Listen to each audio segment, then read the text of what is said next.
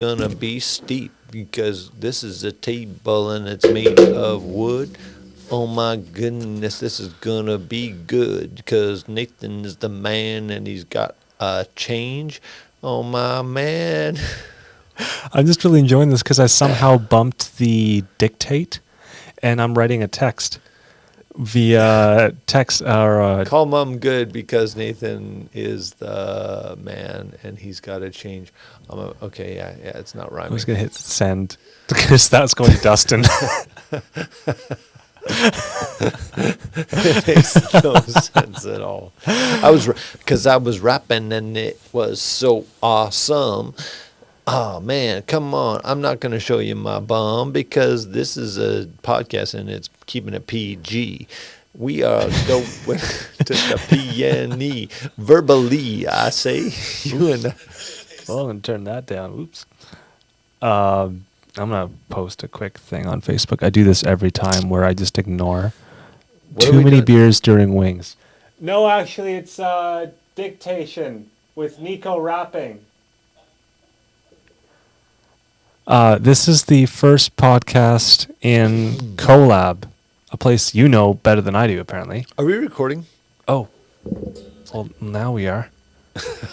How many beers did you have? We're recording here, and now we're also recording there. Wait, are we live somewhere? We're live right now. I'm posting a quick link here. Should I? Okay, here, I'll tag you in it, and then send me a link, and then I'll.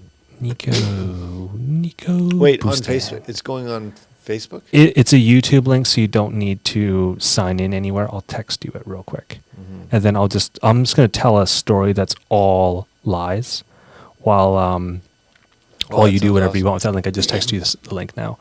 So I'm going to tell you all a story about this one time that there was two coyotes, and they were in Nico's backyard. Ooh. He was actually like in the kitchen. He was like trying to cook some stuff, and he never cooked it. I think it was like Thai food, wasn't it? You were like trying to cook Thai food, and you were like back and forth between like the recipe and like trying to make it, and it was really confusing. And you looked at the backyard, and there were these two coyotes that had found like a beer can that you'd left like behind the fence, or not behind the fence, like behind like the shed or something. Oh, it was so fun. Yeah, and like they started like fighting over it. They started like growling at each other, like biting at it. That was gross. And you just totally forgot about what you were doing because these two coyotes were like having a little fight in the backyard. Oh yeah, and no, but remember I killed them. No, because you were just watching and you just saw like an owl swoop in and started like trying to steal this can from them, and they were fighting with each other and trying to keep the This is all lies. None of this is true. Well, right, yeah, except for the coyotes part. Except for the coyotes part. That was true. Yeah, you would never cook Thai food, and what owl's trying to steal a Coke can? Oh yeah. Well, welcome to the Peacock podcast, where we apparently don't say anything factual. It's a Peacock podcast. It's a Peacock podcast. That's super hard to say. Peacock podcast. That's cool. I honestly don't have a better name. I like the alliteration though. That's neat. It's an added bonus. It's all you need. There's I don't know if I told you about this or not. My middle name and my last name have a funny if you say it in the right way. So my middle name is Harding, and my last name is Peacock. And when I was about 12 or 13 and trying to ignore school, I started daydreaming about things, and I realized that if I reverse the first syllables of my middle name and my last name,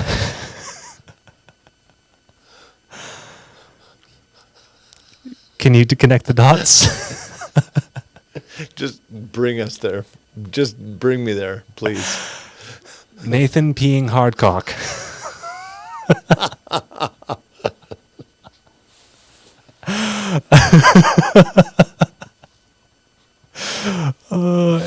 I think you found your name for your podcast. I don't want that. No, well, I don't want it. They say sex sells, so you may have. No, as soon as I found that out, I was like, I can never tell my parents about this, I thought and you- they're probably not going to watch this. In all honesty, Well, let's hope that it's restricted enough and they're not old enough to watch it or something. there's no restrictions, and they're pretty tech savvy, so I think I might be screwed. Oh well. I thought for some reason I thought you were going to my middle name and my last name are the same. Nathan Peacock.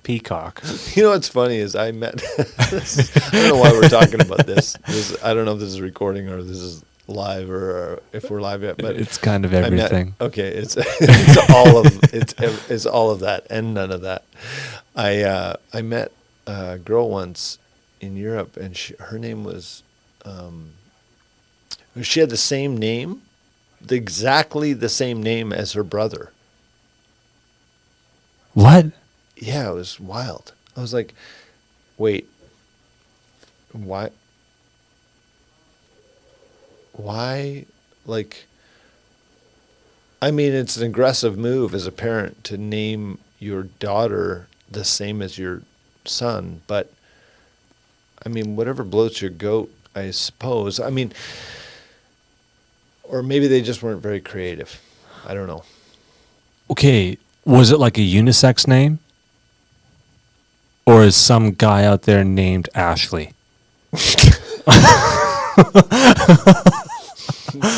Because I have heard Yes. of guys named Ashley. You know what? This is not slamming. You can name your kid whatever you want. You can, but have you not heard the song Boy Named Sue? Well, and there's I mean, there's a lot of. I'm trying to be a little bit politically correct here. My mind just went like 100 miles down there, and I'm realizing that there's a record button there, so I'm gonna stop it right there. It's okay. It is Filter. I don't have anything that's off bounds on this. Well, whatever this is. Fair enough. Yet. I'm just trying to not live the second half of my life in jail. So, no, come on. Man. Now. I'm not that inappropriate. No, you're good. Okay, I found this out way later than I wanted to. Have we started? Yeah, we're this on. is on. Yeah, this is it. This is welcome everybody. That's the intro. Get used to it.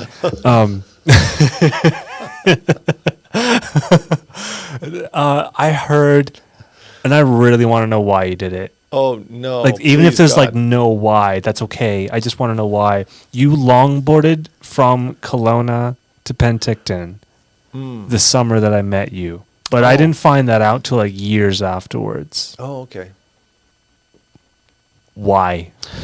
Oh well, it's kind of a. I mean, it started. I always thought, oh, that'd be kind of cool to just longboard to Peachland. I was going to Peachland. That was the goal because I got a longboard and I started longboarding downtown, and super fun. And it was like maybe 6 kilometers or something. I thought Peachland.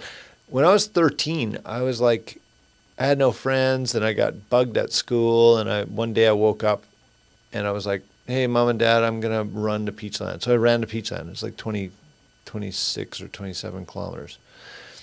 And so There's a big downhill. yeah, so then I thought one day I was like, I want a challenge and I wanted to just go for it. And there's a bigger story to that, but I was like, my goal was to go to Peachland. So I went to Peachland, and there is a big hill, and there was some kind of crazy woman hitchhiking right in the middle. I had to like go around. It was kind of a dangerous situation. Was she And I looking like in your direction or the other direction? Did she just see like some guy just whip past her on a piece of wood with wheels? No, she was looking at me. Probably a little bit confused, but I found this way to stop. Anyway, so I went to Peachland, and I was like, well, I'm not that tired. I think I could go. I think I could keep going. So then I just ended up going to Penticton. So it was another 33 clicks or something. It was like 60 clicks total. But I had this idea because in my mind I had this idea. I was thinking about these ideas of doing like a fundraiser for raising money for cancer. Like I actually bought this domain name Cruise for Cancer, or I had this whole idea of doing this cruise. I was thinking about longboarding across Canada. That's kind of what inspired it. But so it was, but anyways, that was just sort of this, what kind of sparked it. And I thought, oh, how far can I go? And is this hard? And anyway, there's some hills, but it was fine. Okay, just like I'm a weakling. I'm not a person that would longboard Now, to Penticton. Mr. Mostly MMA because fighter. every time I've ever set foot on a longboard or a skateboard, I always hurt myself. That's mostly it. Yeah. But like that hill, it's a real hill. Like it's not like you're done it in like 30 seconds. It's like a few minutes of downhill, like in a car. You're talking about from Summerland down? When West Kelowna splits to like Vancouver and there, yeah. Peachland, like that hill. That's a big hill. Yeah. I'd rather go to Penticton than go back up that hill on a longboard. Yeah. Yeah, there were definitely some sketchy parts. That was probably the scarier hill. That was probably the scariest hill. Do you know how fast you were going on that?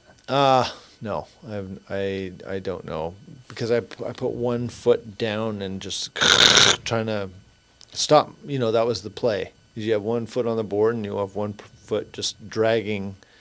But then when there's no shoulder, no biking shoulder, it goes into, and then there's rocks.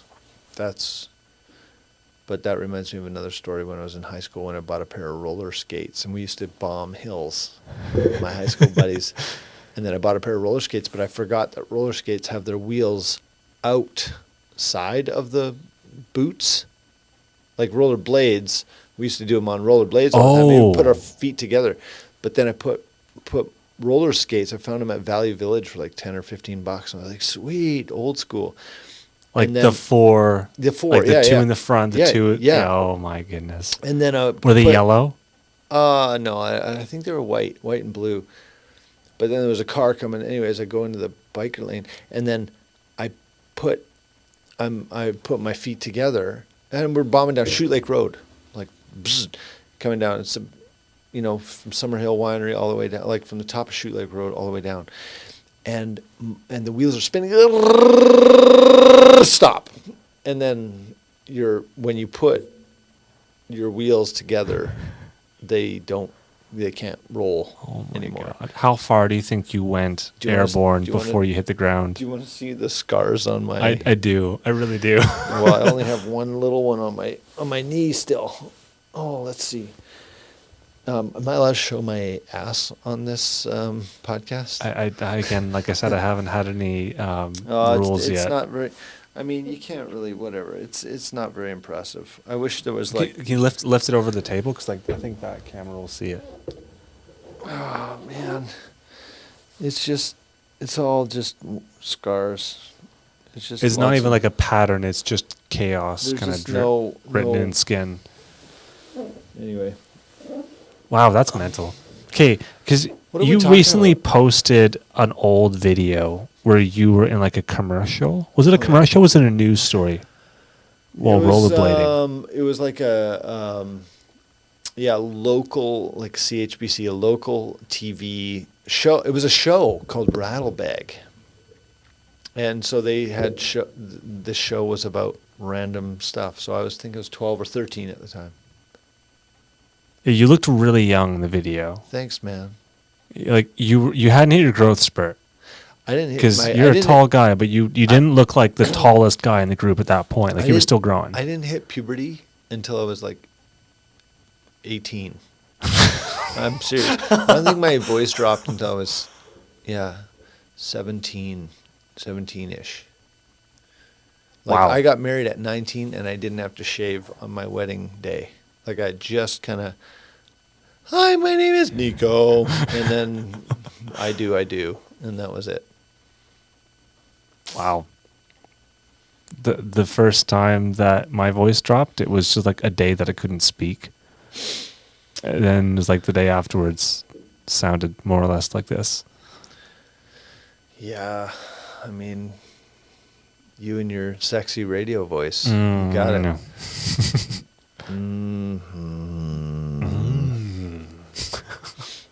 No, that's crazy. Okay. I don't know how to like transition this easily, but like I know that I called this episode 6 coaching, and in some way, shape, or form, we're probably going to chat about that at some point. But I remember you telling the story one time of how like how you Boy. how you proposed and how like that all went. No, not how you proposed. How you met Ingrid. Do you feel like telling that, or because it was really funny the way you told it? It was really funny. Like she was offended or something at what you were doing. Oh, yeah. Well, this is in Amsterdam, and I was playing guitar, and I had learned this U2 song, and she barged into my little dorm room and was really offended by the song that I was singing. I don't even know what song it was. And she barged in and like walked out, and she had this green dress with zippers all over the place, and then eventually I just fell in love with her. Like eventually meaning like in the next couple days. Yeah, that was pretty quick. That's a short time. That's a very short time. I mean, you can fall in love with someone pretty quickly though. Yeah. Sometimes it's like instant. Sometimes it's like over a very short time. Sometimes it's like over a few years. So when they say love at first sight, do you believe that? Not at all. Not at all. Okay. I think that it's interpreted in a weird way, and then I think that we justify it later in our heads. So wait, is love different than being in love? I think like people see someone, and as far as they can tell, they embody all the things that they desire. And so they're immediately attracted to that person in a way that like they kind of forget who else is in the room. And then as they get to know that person, sometimes those things are confirmed. Sometimes those things are not at all true and it's all circumstantial. But if they are confirmed, then that reinforces the belief that it was love at first sight. I think that's my opinion. I think that people are way dumber, including me. I think that we are way dumber than we think we are based on emotions. You know what? I think you just found your tagline. I think we have Nathan, what is it? Peeing hardcock? Nathan Dumbass Peacock. No, and then you have the tagline is people are way dumber than we think we are. I mean, if that wasn't a marketing, I mean, take it or leave it. It's free. I don't know. I'll happily add that onto descriptions, but I want to preface it that I think this of myself. I think that I am way dumber than I think I am, because I don't want to call other people dumb. Okay, really, you're going to personalize that? You actually think you're dumber than you think you are? I think that I'm smarter than I actually am. Oh, you just dropped 2 positives. I think. I'll rephrase that. My opinion of myself is that I perceive me as smarter than I really am. Oh, okay.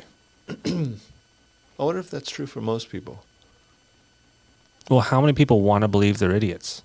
Well, we're not talking about wanting. We're talking about what you actually think. Like, this is what you actually think. That's my question is, I wonder how many people actually think that they perceive. Wow, this is getting into like let's drop a triple negative on this piece just to. Okay. What I think that you know more about what people think of themselves than I do, because I'm making generalized assumptions based on my opinion and then projecting that onto everyone else. I have no, and I hate this word, I have no data on this topic. But you do. It's anecdotal data, but it's data. Because you coach people and you can't coach someone without them telling you a little bit about themselves. So they're offering you their story of them. Yeah. And that's what you have to work with. Or maybe I have that wrong. What is okay? Actually, you know what? I'm gonna Ooh. dive into the first coaching question. What a segue. Well done on that segue, by the way. I'm so glad I hit the right button because that could have been that button. You have 8 buttons. There's I want to 8 hear buttons. all of them used, please. You can mash any of them at any time. I can just hit them. You can just hit them. Oh, I forgot I added that one. That's cool. That was amazing. Like 6 of them are all stock, and I modified the red one and that blue one. The red one is actually like an edit of a song of Graham Ord. That's like the intro outro for this podcast, actually. Cool. Okay. But Well, we never did that because apparently our intro is talking about. what were we talking about? I don't know. We were talking making- about something. yeah. We're 2 pitches of beer in right now, and some very saucy wings. Well, my wings were very saucy. Yours were. How are your wings? They were clean and sparkly. Clean. And lemon peppery. Clean, sparkling, lemon peppery. That's an ad for FSH. Yeah, I'm not sure if it's a good one, but it's an ad for FSH. Go to FSH, get the wings. What were we just talking about? Coaching, questions. How do people think of themselves? Oh, yeah, we're on a pod. Oh, yeah. There might be some people listening. I don't know. What? Okay. I've done some coaching sessions with you, and I still see the 2 pieces of paper that like I drew a bunch of words on, because I can't say that I wrote because my handwriting is garbage. I had to draw words because I can't write words. I can't read my own writing. I have congratulations, you beautiful bastard, that I see just about every day, unless like I'm stumbling blind out of my room. And my mission statement as well, which I'm not sure if I'm gonna like keep the way it is. I might kind of modify it because it's been a little while. Do you want to tell people what it is? Yeah. It was. I can't Or tell like the whole process of how I arrived at it, but I wrote that I am the greenhouse engineer in the garden of community who solves problems that matter. Right. And I'm not sure that I'm still sold on that. I think that I need to modify that. Yeah. But can you tell me about yours? Because you've written it in a lot of areas, and you're pretty public with it. So my life motto is kind of the branding that I'm going with. I came up with this with the help of one of my coaches probably 5-6 years ago, and it is, I am an Indiana Jones who is dying to encourage people to come alive. That's my shtick. So my life motto. So that's the who I am. So whether I'm flipping burgers or running a company or doing nothing, like this is who I am in my core. Can you unpack that? I certainly could. Will you? And I shall. Ooh. So unpacking it for me, like my unpacking my motto, my life motto or mission statement or life purpose statement, whatever you want to call it, is really, I think from a very, very young age, I don't know how old it would be, but I've always gotten a lot of life out of encouraging people, out of building people up, out of speaking. I kind of realized the power of my words pretty young. And that's what this motto is about, is I realized that, this is actually something that's inside of me. That's God's given me, since as young as I can remember. This is like a gift that I have. There's a natural thing. It comes naturally to me that I want to do this, and it fills me up. So that's kind of the second part of it, is encourage. I'm dying to encourage people to come alive. Like I have to do that, and if I don't, I will die inside. It's like, this is who I am. And the Indiana Jones part is just, as you would know, as we've kind of worked through the first part is a metaphor of someone or something, an object. It's a metaphor of something that really speaks to who you are at your best, or who you kind of aspire to be, but also you connect with. So Indiana Jones has been, I mean, since I was super young, watching Indiana Jones and the Last Crusade, or the Lost Ark, Raiders of the Lost Ark, and I always really connected with Indy, this guy, because he was really adventurous. Like, he made crazy decisions sometimes, and beautiful decisions, and always respected people, always really, treated women well, treated his dad, he had a wicked relationship with his dad. He thought his dad was a little nuts every once in a while, or his dad thought he was nuts. So I always really connected with that, but I love that sense of adventure. And so that's kind of when I think about, who I am at my best, kind of with no fear. It's that kind of a spirit, that energy of Indiana Jones. It's inspiring to me. He's just an inspiring Joker. A lot of that, if not all of it, has to do with talking. And you were saying that you realized early in life, like, the power of your words. Do you know, like, a moment or like a situation where that was clear? Oh man, that's a great question. I was thinking the other day about how I went on like some really early, like 11, 12, 13, I went on these like missions trips, with my church and youth group and whatever. And I experienced, like, we would go out on the streets and just talk to people and did a bunch of crazy things. But I remember the power, like early on, like that young,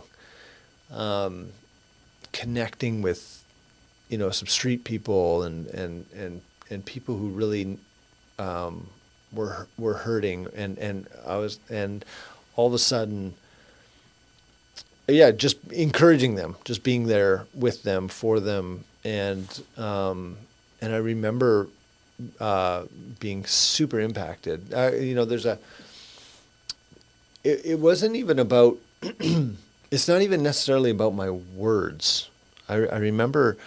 Actually, it's funny, I'm just putting this together now, kind of, but I remember so I was 13, and it was right before the riots, the Rodney King riots, downtown LA. So we were in LA, and it was like a day or two before the riots happened, and we went downtown at like crazy, middle of the night, with these two big 15-passenger vans full of people and kids and, whatever, all ages.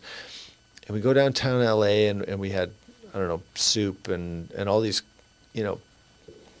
blankets and stuff, and we're honking the horns. It was wild. It was wild. So all these people in the streets that are living on the streets come out and to us in these vans, and we open up the doors and start feeding people, and everyone just kind of was like just talking to people. And I remember, I'll never forget, I was talking to this guy named Walter, who was living, he had this big ring, and he lived in this box on the street, and I was like, what, this guy's living on the street? And we were just talking to him and feeding him and whatever, hanging out. And anyway, we're about to take off, and I had just never seen that kind of poverty, or that kind of, people living like this. And we're about to take off, and this guy bangs on the window. He's got a shopping cart, and he bangs on the back window. And I didn't hit puberty, right, until I was like 17, 18. So like at 12, I was like the size of this microphone, right? So he bangs on the window. He says, "Hey, have you got any more blankets?" And so I'm sitting in the very back, and I was like, "Hey, have we got any more blankets?" I yell up to the front, and nobody, no, we're all out. Like, we gave everything away. We have nothing left. And this full grown man, a full decent sized man. And my mom had just bought me this brand new a sweatshirt at Costco, before we left for the trip, and I was like, oh, so I take off this sweatshirt, and we couldn't open the back, and so the little window in the back of the 15 passenger van, crack that open, and I like jam this little sweatshirt through there, and this man puts it on, and he puts it on, and it's like, it's a long sleeve sweatshirt, right? And it comes up to like here on him, and fits him kind of like this jacket fits me. And he's like, oh, it's perfect. And I'll never forget that look in his eyes. Like, he was just like so happy.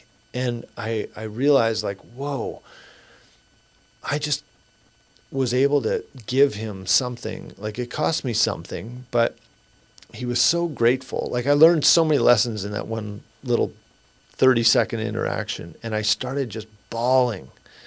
And I remember that moment. I just turned to the people next to me and I was like, I promise this is what I'm going to commit my life to. Like, this is what I have to do. And so it wasn't necessarily about encouraging him with my words, but it was encouraging. It was encouraging people with who I am, with what I'm about. So it just happened to be, the practical element of that happened to be a sweatshirt that I had on. But that's really, I think, that was a big clicking moment for me where I was like, I need to do this.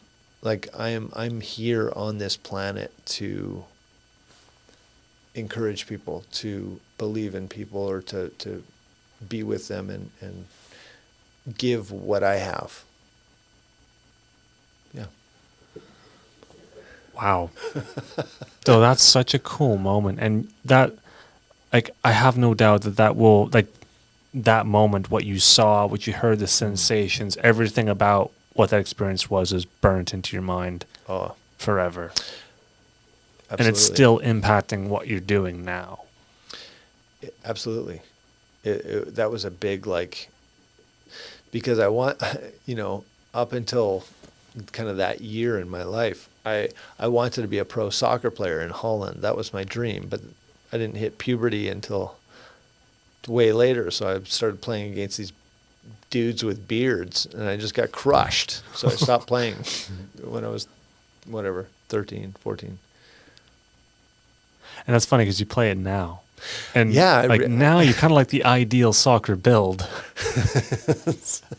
What are you saying? Not really. I'm still like 6'3", 6'2". What are you? Yeah, I don't know. You're pretty tall. You got a good reach. Something. You can throw a little mop handle in between someone else's legs, and like, I got more range than you got leg. Yeah. Like, you're a lean, tall dude. You got the build to run far and fast. I do have a vertical advantage against people. You are right. And I started playing when I got a beard, when I was able to grow one again 10 years ago or whatever it was. I am jealous of your beard. I have no beard. I've got nothing. It's like 18 hairs. Can you hear that on There we go. The adventure side. Tell me about the adventure side. Because you already told me a little bit with like longboarding, but you've done more adventure than that, especially recently. I mean, I don't know what you're talking about or what you want to hear specifically, but it reminds me of, like, yesterday. I was mountain biking. And one of my favorite lines, I forget which movie it's from, but I saw a movie when I was probably like 11, 12. And there was, I wish I remembered what movie it is, but it's there's this scene where this guy is at the top of a mountain, and he wears this mask, right? It's like him, but he's got a mask with two faces on it. And the one face is like super scaredy pants, like, and so on camera, he's like, should we go down this steep chute? And he goes, yes, of course we can. And this other face is like this kind of angrily adventure, like, what movie is this? I got to find out. It's just such a great snowboarding scene in there. And so he's like, and so it's like, yeah, but I'm scared. And then he turns, right? And there's this angry adventure, and he goes, live life, taste death. so that's kind of hardcore. It is pretty hardcore, but that's what I said yesterday, at the top, as my buddy and I are like, there's this gap jump that's like really scary because it's totally blind and there's all kinds of loose gravel, and he's like, is today the day? Do we do it? Should we do it? And so I took off,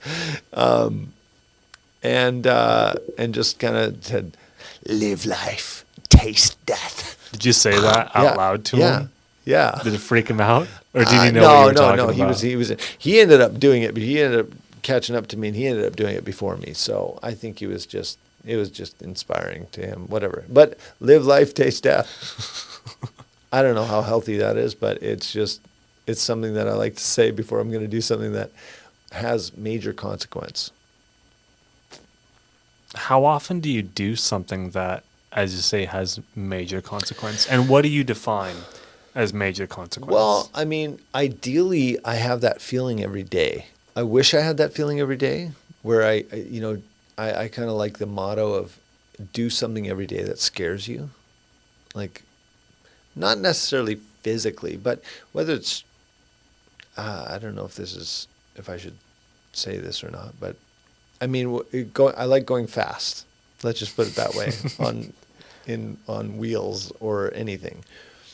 I like being scared a little bit, like not too scared where you're actually urinating in your pantaloons, but it's like get a little bit scared. Like do something that's going to stretch you. Where you're going to be like, where you're going to grow.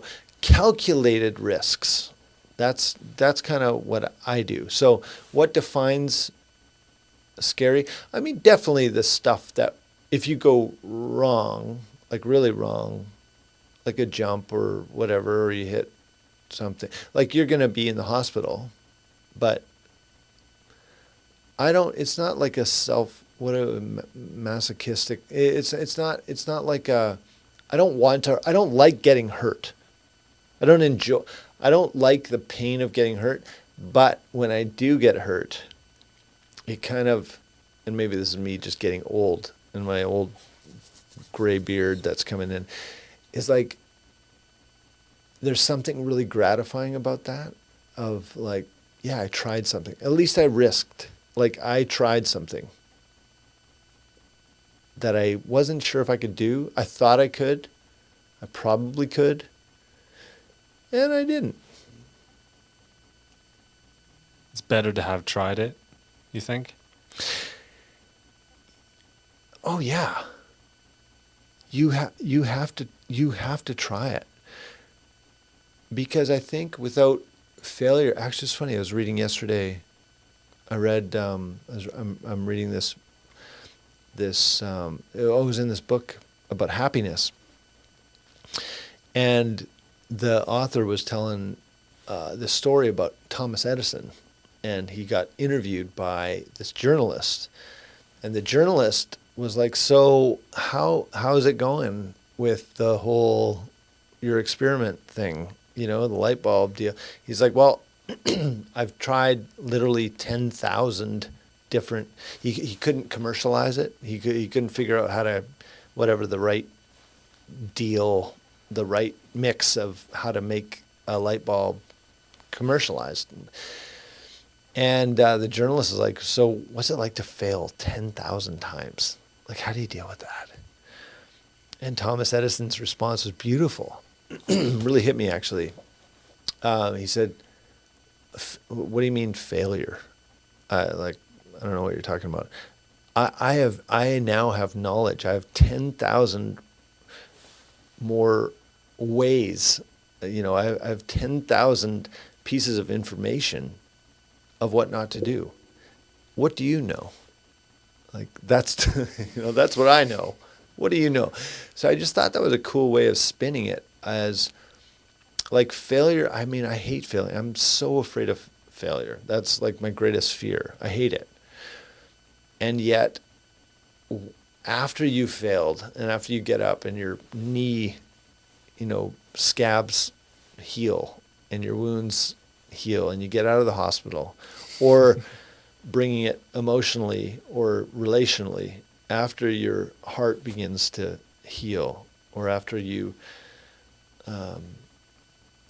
after you're not just broken, or after you found hope again, after you've failed, that's when you are able, I'll personalize it. That's when I feel like I'm able to build some confidence in what I can and can't do, and what I'm good at, what I'm not so good at, what it's going to cost me to do that if I want to do that again, or what I need to build. So it's valuable. It's valuable information. See, that doesn't make it sound like a failure. Yeah, Thomas Edison didn't make it sound like those 10,000 tries was failure at all. Now, what do you think about when someone asks you, like that journalist asks him in a recorded moment, because obviously it was recorded or else we wouldn't have heard about it. He wrote about that. Like, this is what the guy said, or whatever. I don't know if they had audio recorders back then, so we would have had to, like, this is what he said, wrote it down. When no one's recording you and no one's asking you questions, and it's just you and the monkey brain, and you just talking to yourself in your head and reliving failures, successes, learn moments. Mm-hmm. What about that? Because that's the tough moment. You're totally right. That's a great question, and I think everyone has their process.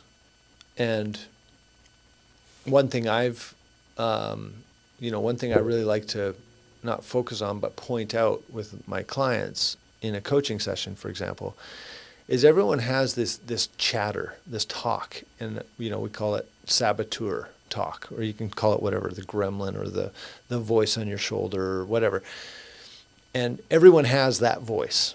And there's a voice, or many voices, that will say things that are so defeating. It's like the person grabbing the back of your ankles while you're trying to run, right? It's like it's there to trip you up. It's there to just bring you down. When you feel alive, and then you get this voice that says, "Yeah, well, why are you going to try that? You're just going to fail anyways." Or, "Oh, no," or "You're not going to be accepted." Like, these are some of my saboteur voices that are powerful to me. Might not make an impact on you.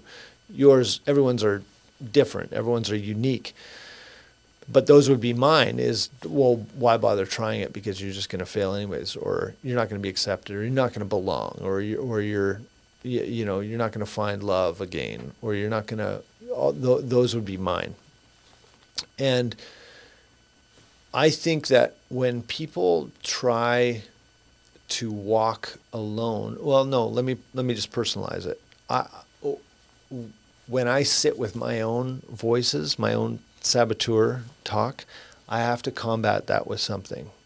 And you have to combat that with the truth about who you are, because the saboteur voices come from stories and sometimes experiences of what you've done or where you've messed up or whatever. And I think it's important. I think that's the beauty of, like, having friends. Honestly, it's very simple. Like, having friends, having a coach, having people around you, surrounding yourself with people that actually believe in you. It sounds a little cliche, and simplistic, but it's really like, my best friends know who I am at the core. They know, they've seen me at my best and at my absolute worst. They know my worst failures ever, and they've seen me in my prime. And I think that's where everyone needs, I need those people sometimes to just be like, Nick, that isn't you, right? Like, that story that you're telling me right now, that isn't true. Like, that's saboteur talk. I think everyone needs to be reminded of that.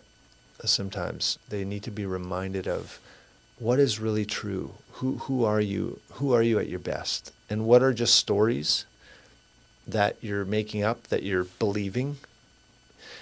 And what's the new story? Like, what's the Thomas Edison? I mean, Thomas Edison must have gone to bed how many nights in a row being like, what the hell? Like, if I can just get this frickin' light bulb to just go or be commercial, like if I could just make a way, like it's so close.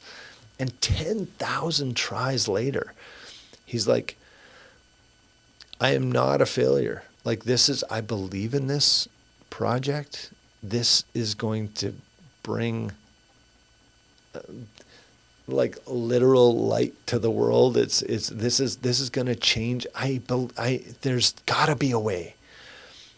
And if he had believed that the saboteur story of how many more thousands of things are you going to try before you actually give up?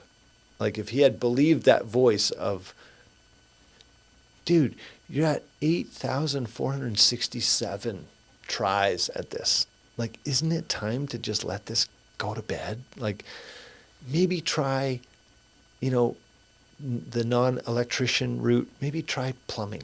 Maybe try engineering. Maybe try, but he didn't bow down to those saboteurs, like that saboteur talk. And I mean, I just had two sessions today with different clients that were also, actually all three of my clients today all had saboteur talk that was really obvious to me as an outsider, as someone that's outside of their head. But to them, it was just like, this is just, this is the way it is. Like, this is so natural to them. So my job as a coach is to say, let's hit pause for a second. What is the truth here? What do you really believe? And why do you believe that? Tell me about why you think you can't do that. Or what's that fear about? So it's all about kind of deep diving and digging underneath your thoughts and your beliefs about why you can or can't live a certain way or do something or try something. Do you think most people know the difference between the saboteur talk and what's real? Like what's real talk? Do you think that people can distinguish these two things? I think that people who have not done any work on themselves, like that to me sounds like self-awareness, right? So it's emotional intelligence. Being self-aware is part of that, part of what gives you high EQ, right? It's so people with a high social awareness, self-awareness, are aware of themselves, of why I'm doing what I'm doing. Why did I make that decision? Where did that come from? What's inspiring me to make that decision? Why is this about? So that's all self-awareness work. I don't know what percentages would be on that, or how many people are very self-aware. I don't know. I don't know what the stats would. That'd be a sweet stat some sweet data to look up. I never want to use that word again in my life for some reason. I don't know why that bothers me. Anyway, who cares? Data. It just sounds so like clinical, a little sterile, a little in kind of removing the human aspect of it. Anyway, who cares? So what about, sorry to interrupt that thought, but like, what about people who have emotional intelligence, people who are self-aware, with your experience, especially with you dive into this coaching like pretty hard over the last couple of years, people who have emotional intelligence and self-awareness, do they struggle more with the other voices? Like, do the other voices in their life, like outside of themselves, do those carry more weight than the inside saboteur voices, or do the inside saboteur voices outweigh the influences around them, good or bad? That's a very kind of fascinating question. I'm not sure I'm totally following where you're going after, but you're talking about the voices like from your friends. You Well, mean? like think of like the naysayers that say, Okay, "Oh, you right. can't do this. Right. You can't do this. You can't. It's not going to work. Yeah. It's not going to work. Whatever. Right. Yeah, Whatever yeah. you're doing, don't even try." There's those voices, and then there's a lot of people who become very successful to prove someone else wrong. Very true. And there's a lot of people that don't do things because they kneecap themselves with this internal dialogue of it won't work. Right. I can try, but I know I'm just going to fail no matter what I try and do. And they make what is externally appearing to be a good effort, but Right. every step of the way they're sabotaging their own work because the internal voices are just crippling them with this belief that it won't be successful. There's like two things. Some people like try to prove everyone else wrong, and some people are trying to outdo their own inner demons. But I don't know which is stronger for people who are self-aware. One person that comes to mind is Elon Musk, right? It's like this joker has just absolutely destroyed everyone's thoughts. I mean, many people's thoughts on what was possible. I mean, like, what's next, right? It's like the underground, whatever, subway. Boring Company. The Boring Company is the name of it, like boring into the earth. Oh, yeah. It's hilarious. They sell hats and flamethrowers, and they're sold out of both.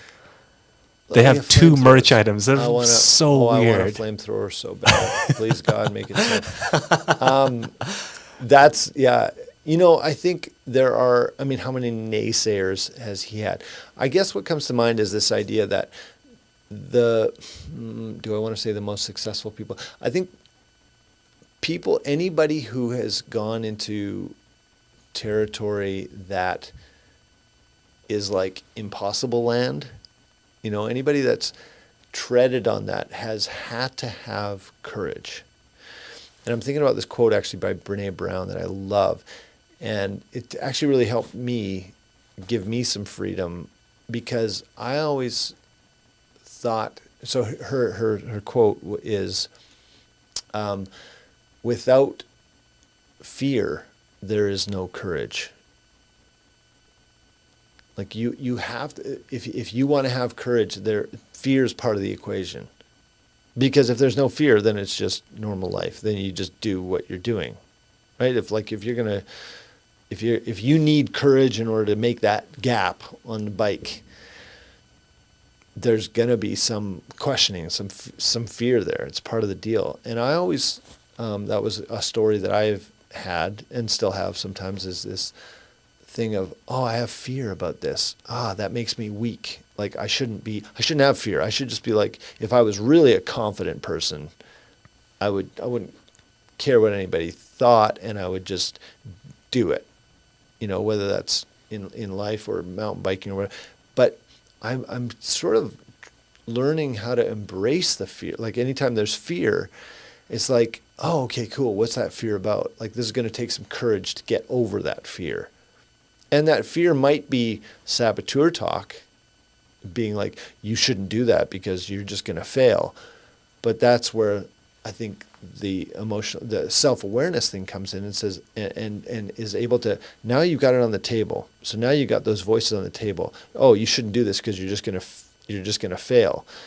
Now you can figure out and look at it and say, is this my saboteur just trying to push me down and not allow me to live to my full potential? Or is this actually legitimate, is this actually a legitimate fear that I shouldn't do this? Like it's actually not wise to do this. It's like the lizard brain saying, you will die. This will be bodily harm if you do this. Like not like the logical side of our brains, like the self-preservation side. Like, don't jump off the cliff. I don't care if there's water at the bottom. Don't do it. Yeah, and I think sometimes that's a very fine line, right?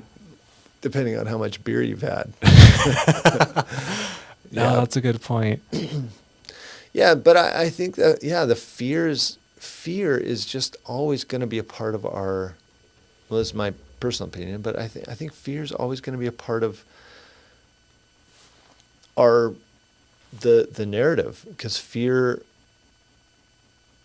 is like it's a good kind of check to say, is this wise, or is this just this voice that doesn't want me to live truly according to my values?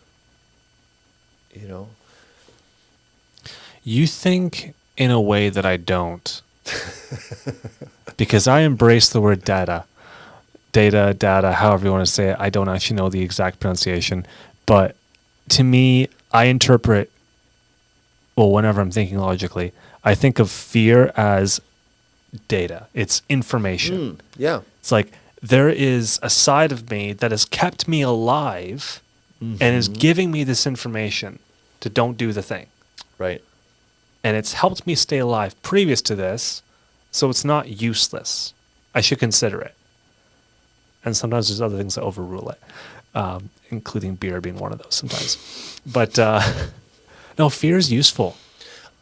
I agree. Even if you know that you're intentionally ignoring it. I agree. Fear is amazing. So that's what gives you the... It's kind of what makes it fun. Whatever the thing is, without fear, it wouldn't be as fun. Oh, yeah. Yeah, I wonder how fear and adrenaline, like you can't be afraid and not have adrenaline. Oh, maybe it's a drug. Maybe I'm a drug addict. Maybe you're needing that brain overload of like just unload the adrenaline. I love adrenaline. But adrenaline junkie, that's like a well-known thing. Like extreme sports, people who are into extreme sports, like race car drivers. Yeah, I mean, that's adrenaline. That's a lot of it too. It's true. Like, but it's all relative too, right? It's like there's guys that are doing, like I'm not doing anything. I don't think I'm doing anything crazy on my mountain bike. But some people think I do. But really, it's all calculated. Like I know what I'm capable of and know what my bike's capable of. But I watch videos of guys that are doing things on their mountain bike that I'm like, that's actually crazy. Like you will die if you don't hit that jump properly. Like that's crazy to me. Like, but their fear, so it just must be, I don't know what I'm talking about. Fear, adrenaline. I saw a video of a guy who's like I don't know who he was or why he was doing it, but he posted a video of all of the attempts leading up to the final success of trying to do I think it was like a double front flip. Yeah. Like off of one huge dirt pile to the next. Like peak to peak of the two piles was like at least 30 feet apart. Probably more than that. And he had, I don't remember how many fails. It was like more than 20. Yeah. And you could tell he was getting closer and closer with each attempt. But like some of them, like the bike lands on him. Yeah. Some of the times he misses the dirt pile. Some of them, the bike like bounces away. And you could tell he had to fix it before the next attempt. Like there was a lot in there. But I don't know where we're going with this now. I have no idea. Talking about drug addicts. Drug addicts. Who's been your favorite drug addict you've ever had an encounter with over your lifespan? Oh, there was there's some really funny ones. This one guy comes to mind in Amsterdam. We used to do this this soup run. So every Thursday night we'd go down to Central Station,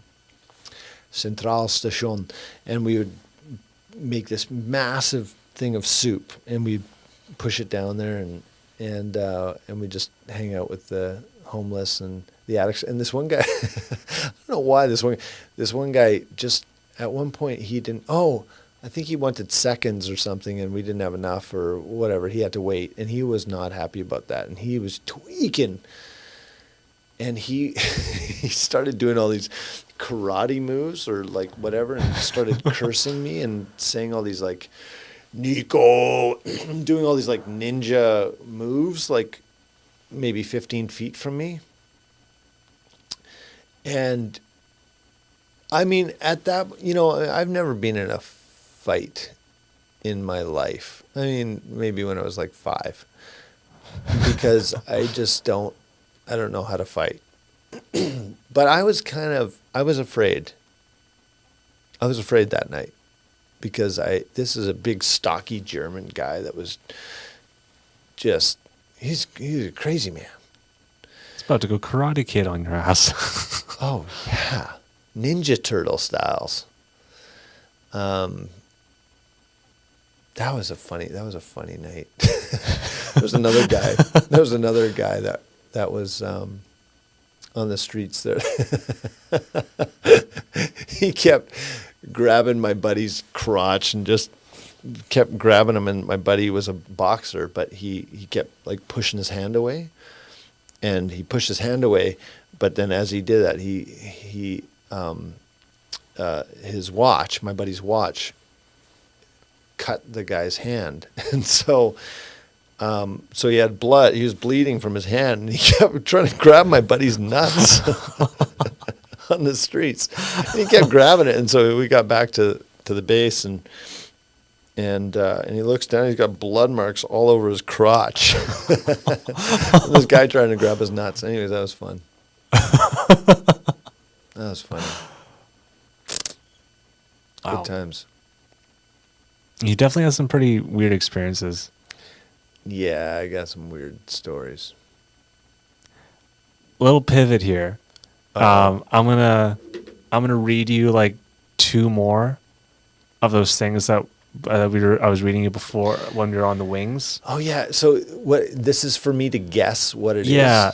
I've never done this with anyone else yet, so this could be garbage. I don't know. This section probably won't have another. Well, I don't know yet. But then after this, I'm going to ask you about other stuff. So here's me badly describing something. Okay. And asking for your thoughts on it. It's kind of a guessing game, but it's also not. I really don't know what to call this section. I'm just going to call it that. Whatever that was. Okay. Large art pieces. Oh, that was the better one. That was the better one. That's what you need to call it. That's the one. It's that section. Sorry, I can't. I don't know how to spell gross. that. Large art pieces suspended in the air inside some homes where everything about them screams for attention, and you're literally expected to ignore it or get annoyed by it if it's too close. Like TV? No, like an art piece, like a physical art piece, and you're supposed to ignore it. But they're in a lot of homes. Is that weird? Is that weird to have like a big art piece and like everyone just expects you to ignore it?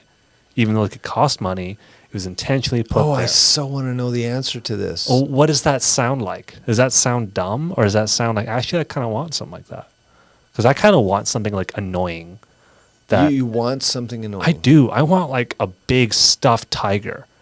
That's like, I don't know. Actually, you know what? I want 2 stuffed tigers, and they're like mid baby making as like a big garden gnome. That'd be hilarious, and just never address it. People come over, we never discuss it, we never talk about it, but it's there. Everyone sees it. I don't know, just like a huge weird art piece. That would be hilarious.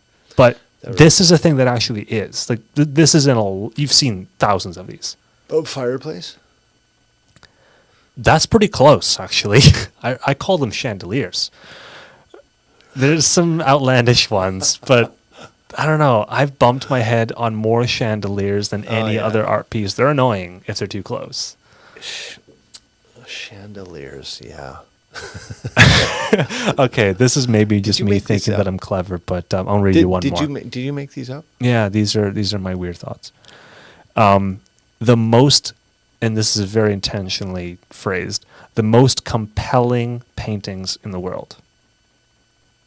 What do you think is the most compelling painting in the world? Or most compelling paintings in the world? Sorry for that squeak. That's the chair and my sweaty butt going against it. But compelling paintings. Compelling paintings. Like I mean, I want to go to like art museum, It's not in an art museum. but yeah, I don't. I feel like what you're gonna say is like something really Normal. like utensils. Kind of, yeah. Lane markers. What? Oh yes. Oh, there. Sorry, I think I'm smart. I'm really not. I just write down dumb stuff. That's pretty smart. Yeah. That's good. Lane markers. And on that subject, in terms of like functional stuff that people ignore, but AV.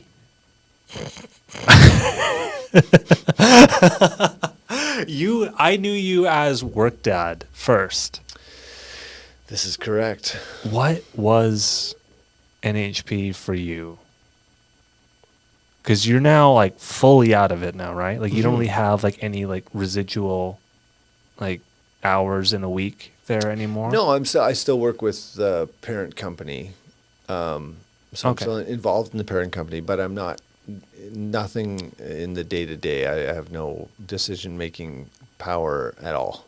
Okay. That's all has been left. Well, tell me about the entrance into that world and the exit from it. Well, that came from a friend of mine who just and for those who don't know what NHP is, or AV, this audiovisual company, it just started from a friend of mine who had started a bunch of businesses and needed some screens and projectors and audio gear for some of the events that were coming into his venues. And so I remember one day he pulled me aside and we had a coffee at this cafe, at his cafe. And he just kind of said, "Okay, Nick, I need you to start a company. I need you to start this company. Like, just kind of get some gear and so we can do our events here and find some other people and places and venues that we can rent some stuff just to pay it off." So that's how it started. One day in 2012. So that's how it started, and then I just made some phone calls and met some great people and hired a friggin' rock star of a dude 2 weeks later, and he's now taken over the company. That's cool. As of 2.5 months ago. Mr. Scott Melnick. Hello. Legendary. Yeah. So that's how that kind of started. We just got a bunch of gigs with the city and a lot of nonprofits and places around. And it's the colors of that place, like the colors of the company, was based off the A-Team van, wasn't it? Which I don't think a lot of people really got that joke. That was like an older show. I think I watched it because like the kids in my neighborhood, or like in my building, they were really, really into it. Like, because their dad was really into it, so I heard about the A-Team, and I watched like tons of episodes. Well, I designed the logo before the first truck came along, but it just so happened that we bought our first Sprinter van, and we're like, what are we going to decal this thing out with? And then it was like, oh, the A-Team. And someone else came up with the idea. It wasn't my idea. I think I don't remember. Probably someone else came up with the idea, and then we just designed it to look like the A-Team van. Pity the foo. There's been so many good memories for so many people about crazy gigs. Yeah. When you think back to NHP, because you saw it from an angle that I didn't, do you remember butt clenching moments? It's funny because the ones that stand out are probably all with you. Well, there were some gnarly ones. I mean, butt clenching in different ways.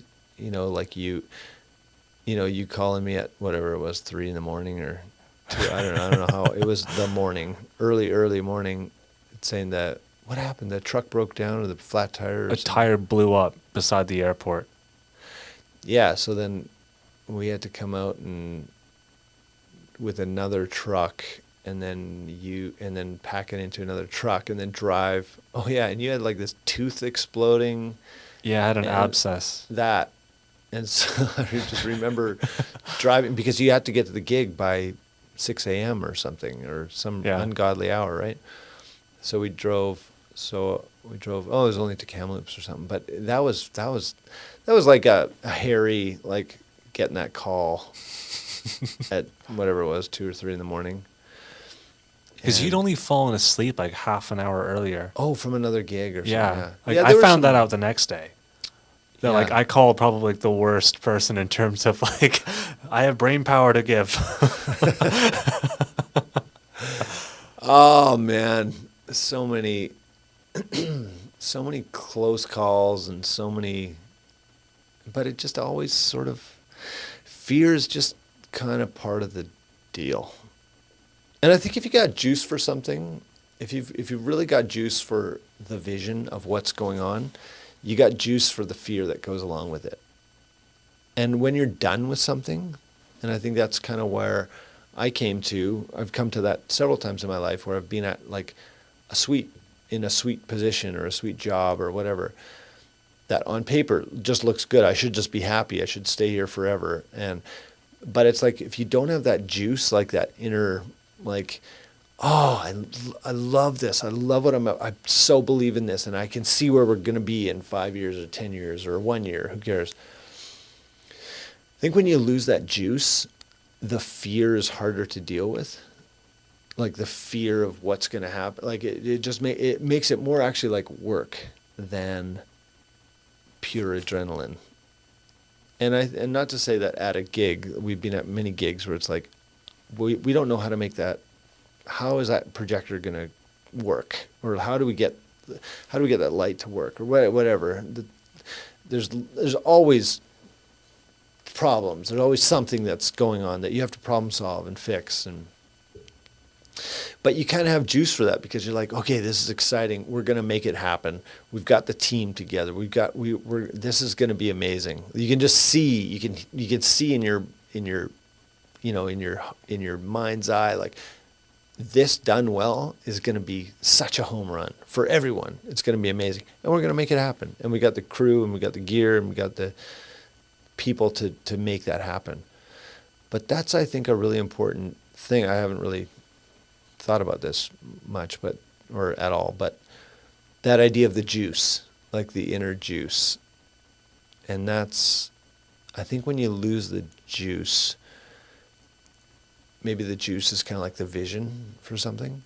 When you lose that, fear is a lot less manageable. So how many how many coaching clients do you meet who have lost the juice and they're desperate to get something back now? I think that all of my clients have lost juice in some element of their life.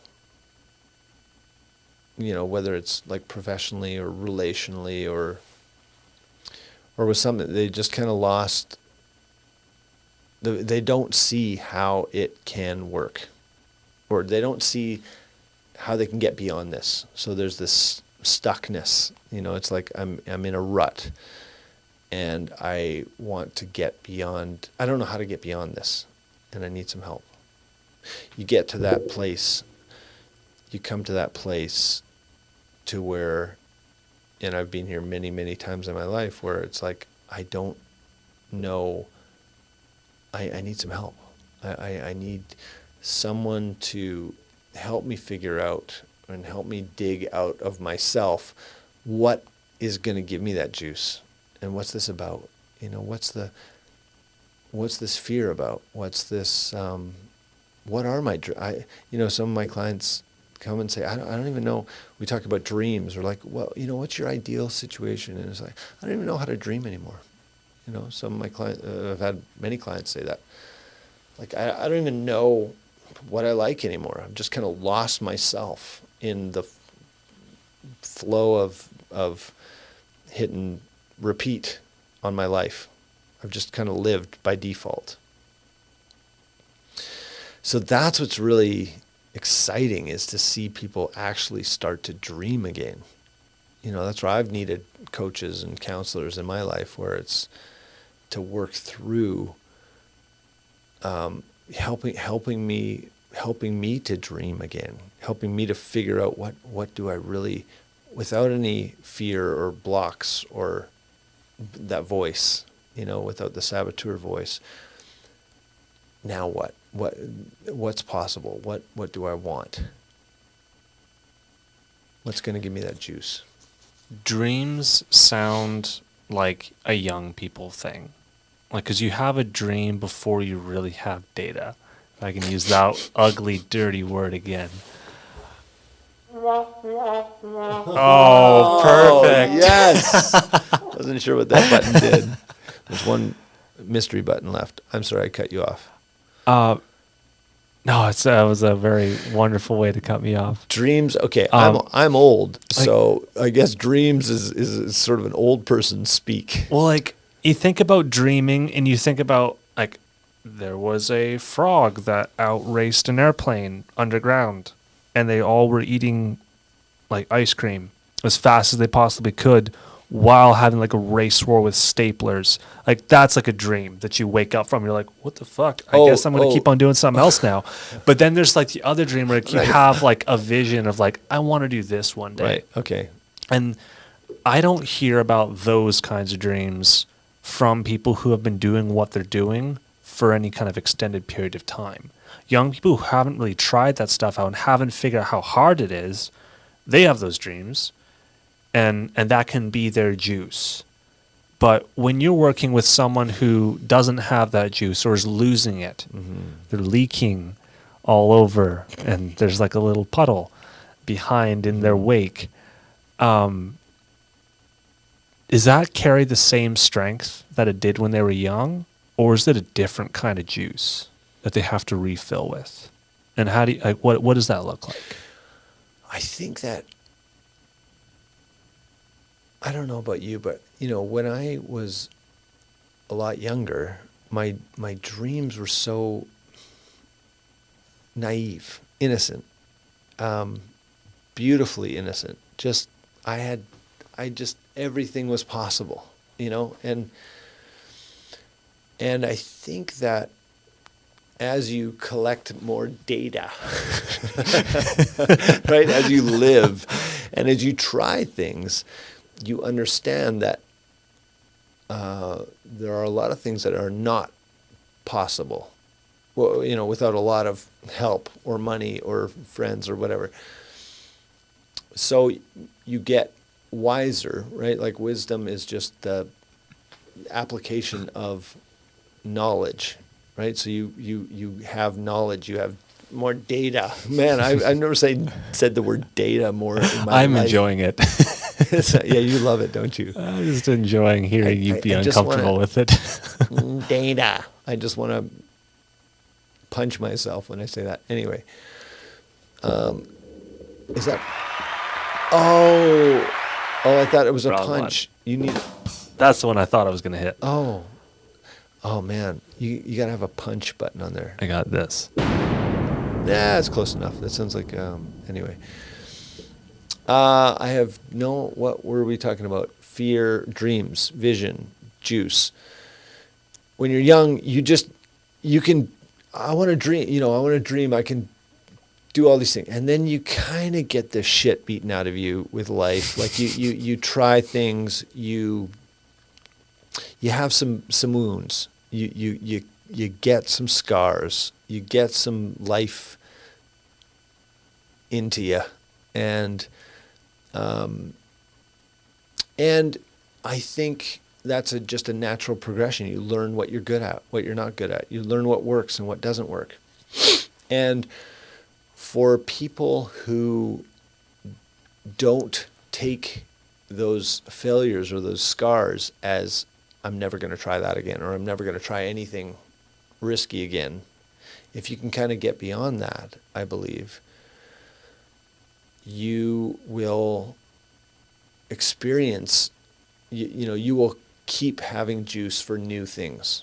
And I think the juice that you have, is, it does change. I mean, obviously, when I was 12, I was excited about things. It's funny though, actually. I think when you're young, I think there's something really beautiful and innocent about young, dreams and vision, juice, for things. Because I felt like when I was 8 or 10 or 12 or whatever, I just always wanted to skateboard or play tennis or be outside and mountain bike, and nothing has changed about those desires, those dreams to do things. I mean, it's changed practically of like where I want to mountain bike or where I want to skateboard, but I think there's something so beautiful about going back to what were your dreams as a little kid, because I think those desires and those, the innocence of those initial desires, there's something so pure and beautiful and organic about that. It's just in you. You can't help it. It's not like, you get inspired by seeing someone that was doing something cool and you're like, oh, for me it was Tony Hawk, like skateboarding. Cool. Yeah, I want to be like Tony Hawk. And I don't know, there's something just so beautiful about those initial dreams. And I think honestly there's so much, I think there's so much in that.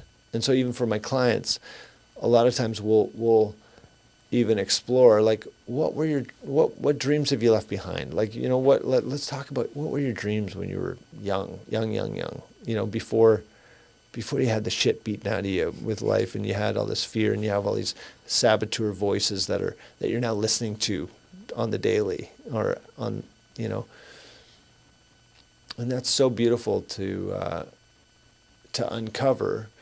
And for some people, it's really like, yeah, I left that dream alone, but I buried that because I was covered in saboteur talk or people, or I listened to my parents or my friends who said I could never do it. But isn't it beautiful to have light in here, thanks to Thomas Edison, who I would love to get into his brain when he was 8. Like, what was he thinking about? What was he dreaming about? He must have had something that inspired this, like, way that he could change the universe by this invention. He had juice for something.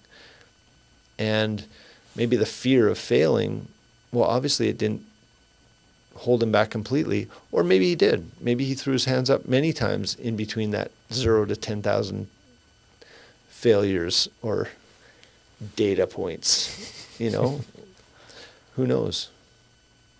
We shall never know. Or maybe the internet knows, probably does. The different responses for being afraid of stuff is so wide. Like, there's as many different responses as there are people. But, well, okay. Here's a question then, because I have some friends who are a lot younger, and I'm repeatedly finding myself in situations where I can squelch their dreams. Like, I can if I want to. And like, an evil side of me wants to. It's just like, man, it's going to be so fun to wreck this before it counts, like before the mortgage is resting on it. And other sides of me thinking, you know what? It'd be fun to see them actually do it. But they are going to experience those squelching moments where they decide whether or not, does this make me afraid to fail again? Or does this failure make me afraid of failing, so I have to keep on going until I don't fail? Like, what do you say? What do you do to help someone not have to go back in time and revive their juice? How do you nurture someone to keep on juicing themselves?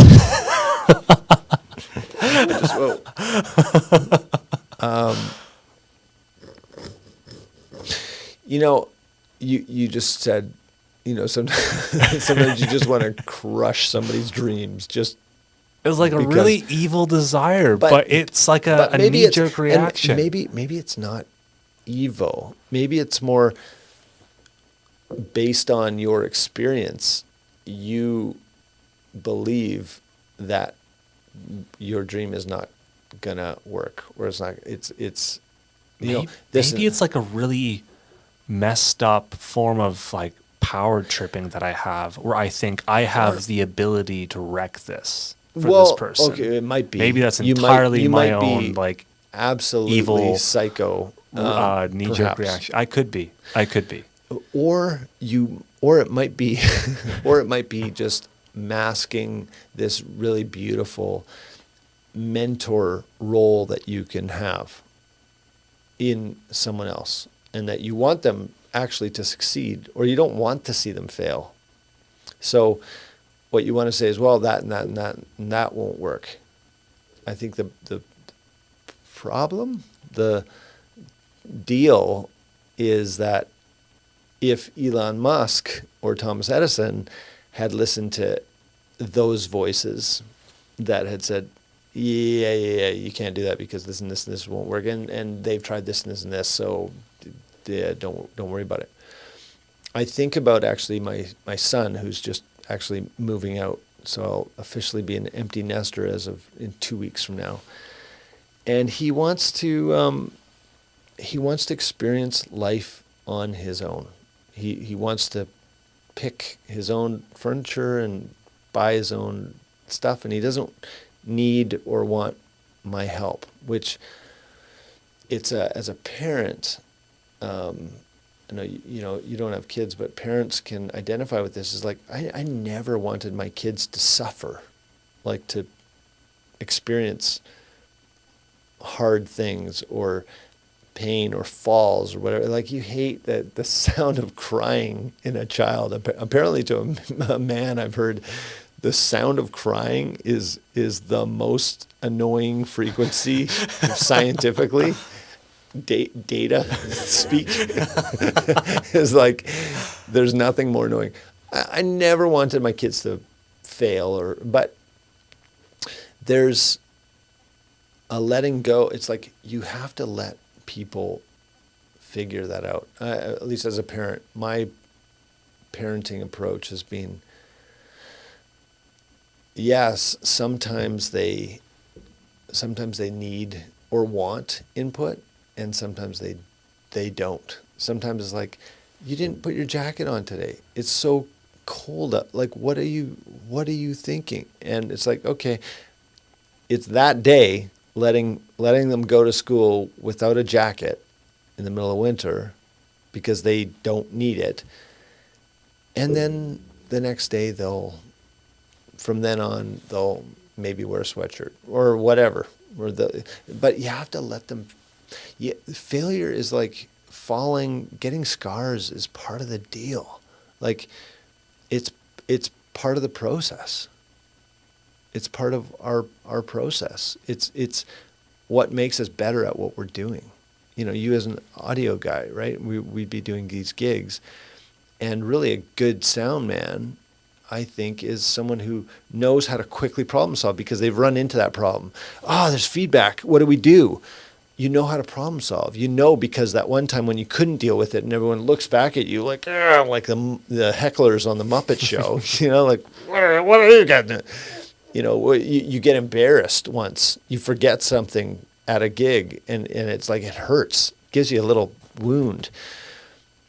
Well, that next time, you're never going to forget that little clip or that little adapter, or you're going to know where that button is or what's going to fix that problem. So in that sense, it's a real gift. The scars are a gift. And I think that's why I like, I appreciate physical scars. Like, I can look at my scars and I think, oh yeah, that was from that day when I forgot to wear a shirt and I fell down that little cliff thing. And this is when I bought those roller skates and didn't know forgot how they worked and went down it's like, it's fun. I mean, at least I didn't die. Anyway, I don't know if that's sounding very No, like. it can be a really powerful thing to be able to look at your own physical scars, remember how you got hurt, and realize that I should wear a shirt next time or put on a jacket or whatever, and then draw those same parallel lines to like, I felt really awful from this thing as like an emotional scar. And it was from this other thing, so I should do this other thing like to counteract that. What about we'll probably wrap this up pretty soon here. Yeah, But- because I really have to go pee. yeah, me too. Actually, we had a lot of beer before this. But real quick, maybe one more long tangent. I'm not sure. You can make this as long and short as you like. Clients that haven't learned how to learn from scars, what can they do? And do you meet these people often? Or are they not your client? Because like you don't work with people who have like tons and tons and tons of issues. Like sometimes you need to kind of just like start with some baby steps. As far as I know, you work with people who are to some extent decently self-aware, but need help to get to that next level. Do you often have people that don't know how to learn from their own scars? Well, I think those are two. I think you're talking about two different things. I'd say first of all, my clients have a very large range. There are many, several clients that I've had that have just said, I've never done this. Actually, a lot of them actually have said, I've never done this kind of work before. Like, you're asking me questions nobody's ever asked me. Like, I've never dug into why I'm doing this at 50-something years old, So I don't think it's my typical clients are not necessarily super self-aware people. I think the thread is that they all come to the table with kind of that, I feel stuck here. I don't have juice for it. I don't see, I want more out of this. And I feel a little like I'm a little tapped out. I need some more resources. I need some more help digging into myself of what I want next. What was your question again about people learning from scars? Learning, yeah. Like so if you're getting like worn down, trying so hard day after day, and it's just you're just depleting everything. I'm not sure if this is even a question. Well, maybe this is answering it. But the other day, I had a client who had this realization of, this has been a pattern for 20 years in my life. Like, it was like in the middle of the session, it was like, this happened and the same thing happened here and the same thing happened here. So maybe that answers your question is they hadn't learned from that mistake because they weren't aware of what they were doing. They just thought this is the way you should do it. But when you're able to step back and kind of bird's eye view it and say, okay, so now let's look at the timeline of my life and let's look at the results I'm getting or I've gotten from the choices that I've made. Now you can kind of do the math. You can look at, oh yeah, okay, so this is what this situation and this situation had in common. I made this mistake by whatever, not having good boundaries or not whatever it was. That's in common. So in that sense, they got scars from that. They got scars from this situation, and they got scars from this situation. So they came to me here with situation number 3 after 20 years, and they had been the same scar. It's like the same scab just being pulled off. So what I love doing is being able to help people look at, what are the patterns in my life? What's that voice that's been beacon at me since I was 3, that has stopped me from doing all these things or has led me into doing all these things that have given me really horrible results. or scars. So it's not my responsibility to change anyone. My goal and role as a coach is to help people realize what they really want and what they need, and also to ask them the questions that they really need to be asked. And that's what's really cool when you get people that are like my favorite moments are when after a good question, they're like, oh, I've never thought about that before. And then all of a sudden you see them like physically kind of digging into their own heart and trying to gauge, well, what do I believe about that? Or, what is that voice? Well, what is that fear about? Why did I make that decision? That's beautiful, because I don't give advice. It's like against the rules. I don't give advice. I just want to help people pull out of themselves why they're doing what they're doing. Why have what's behind making those decisions? And how has that served them? How has that helped them? How has that hurt them? Do you want more scars? Are you willing to get more scars? And sometimes that it's not about preventing scars. Sometimes it's like, yeah, I'm going to do that, and it's going to give me a few more scars along the way, I'm sure. But I'm willing to do that because that's going to give me the result I want in my life. That's going to bring me, I've got juice for that, and it's going to get me to where I want to be. And it's a lot better than that path. Did that answer the question? I think you're describing an emotionally intelligent person, and also you're describing how a lot of people want to be. Well, perhaps this particular client that I was talking about this week that we had this kind of aha moment with, they are their own words were, I'm really bad at this. I've never thought about this stuff ever in my life. So not emotionally intelligent, not self-aware. But that's my job, is to help them become aware of what they're doing and why they're doing it. Everyone knows deep down, subconsciously, right? It's like subconsciously, you know why you're doing what you're doing. You just don't think about it. It's not on the table. You're not thinking about the equation of why you're doing that. But there is a reason why you do everything you do. And you just might not be able to write a nice little pretty story about it at the drop of a hat. But if we sit down and we say, why are you doing this podcast? You might just say well, it's just fun. I don't know, gear was here and there's a couple microphones and Thomas Edison invented the lights, so it's fun.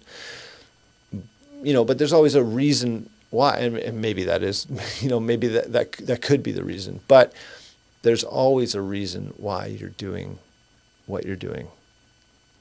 And that's what's fascinating to dig into. My counselor taught me about this. This actually really helped me understand this whole deal. And it's I don't know if I've told you about this, but it's the behavioral iceberg.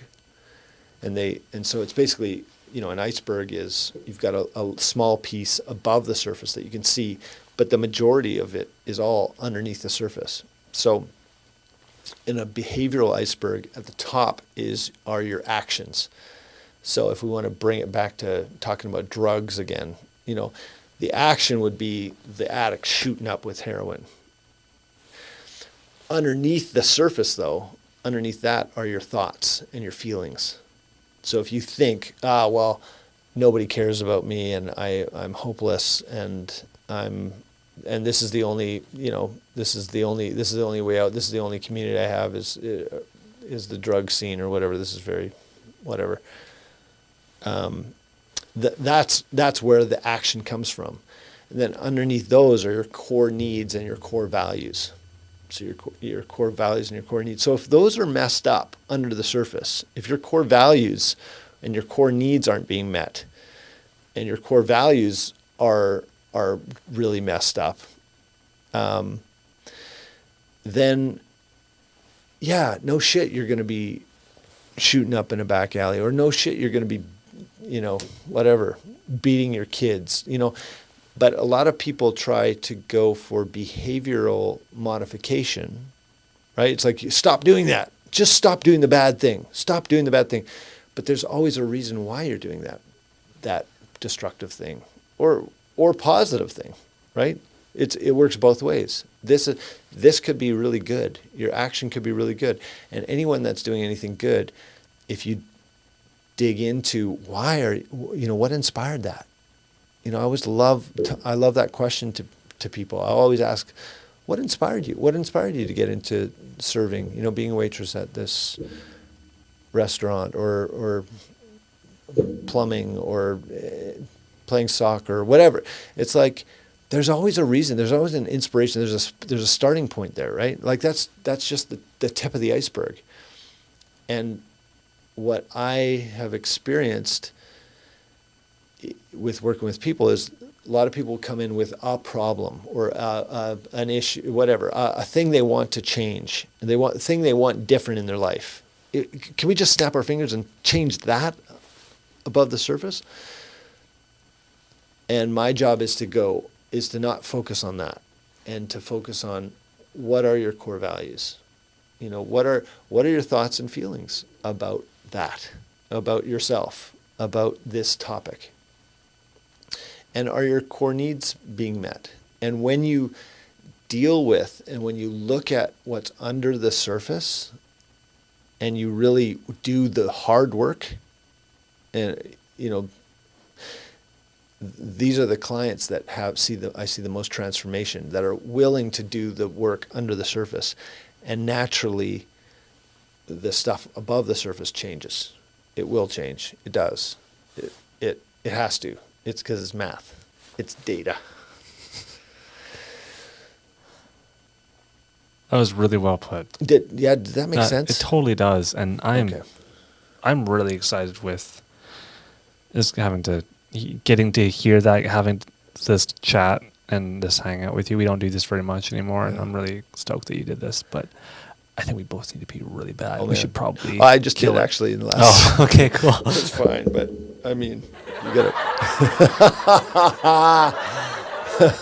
I thought that was the cheering one. My bad. I have like labels for these. You need one that's a punch and one that's a pee.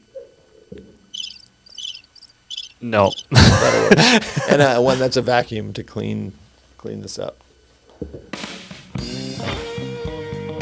That's the last one. All right, I'm going to kill that real quick. Hey, thanks for doing this. Hey, thank you. Thank you so much. This is great. This is really fun. Cool. Thank you. It was fun. Let's call it. Bye. Okay. Run for the hills. Bathrooms are out the store and